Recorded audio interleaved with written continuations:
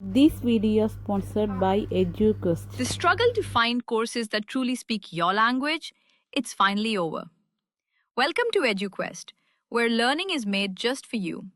At EduQuest, we bring you a wide range of online courses, from career building programs to skill boosting masterclasses, all in your regional language.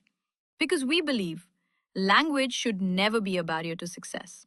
Our courses are tailor-made after understanding what today's learners really need. So why wait?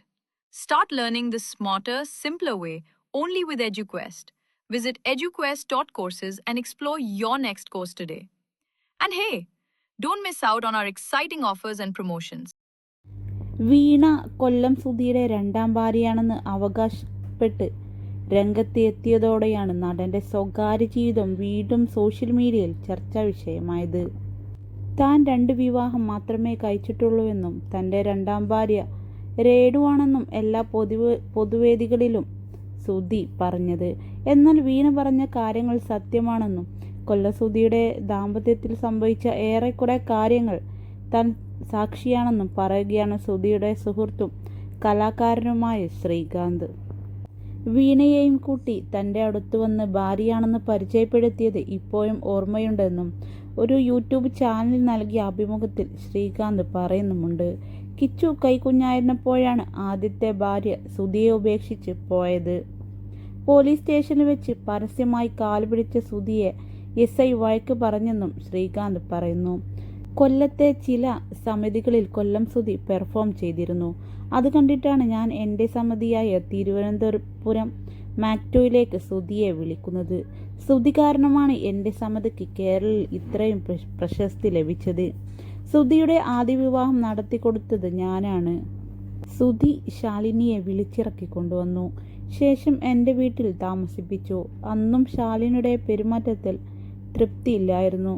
എൻ്റെ കുടുംബം തകരുമെന്ന് തോന്നിയപ്പോൾ ഞാൻ തന്നെ അവർക്ക് ഒരു വാടക വീട് എടുത്തു കൊടുത്തു. ഒരു മിമിക്സ് ഗ്രൂപ്പിലെ ഡാൻസറായിരുന്നു ശാലിനി. പ്രസവിച്ച് 6 മാസം കഴിഞ്ഞപ്പോൾ ശാലിനി ആവശ്യപ്പെട്ടതിനാൽ ഒരു പ്രശസ്ത നടിയുടെ ഡാൻസ് ഗ്രൂപ്പിൽ ശാലിനിയെ ചേർത്തുവിട്ടു.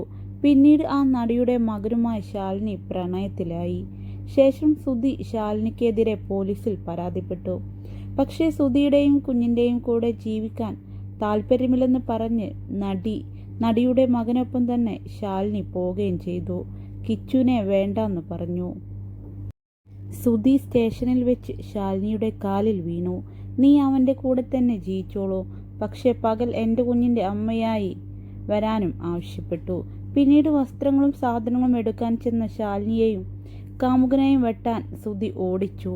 ഞാൻ പിടിച്ചില്ലായിരുന്നുവെങ്കിൽ അന്ന് ശാലിനിയെ അവൻ കൊന്നേനെ. പിന്നീട് 2 വർഷം പണം കൊടുത്ത് ഒരു സ്ത്രീയെ കിച്ചുവിനെ നോക്കാനായി നിർത്തിയിരുന്നു. അങ്ങനെയാണ് കിച്ചുവിനെ നോക്കാനായി വീണയെ വിവാഹം കഴിക്കുന്നത്. രണ്ടാം വിവാഹത്തിൽ ശാലിനിക്ക് ഒരു ആൺകുഞ്ഞ് പിറന്നിരുന്നു. കിച്ചുവിനെ ഇടയ്ക്ക് ശാലിനി പോയി കാണുമായിരുന്നു.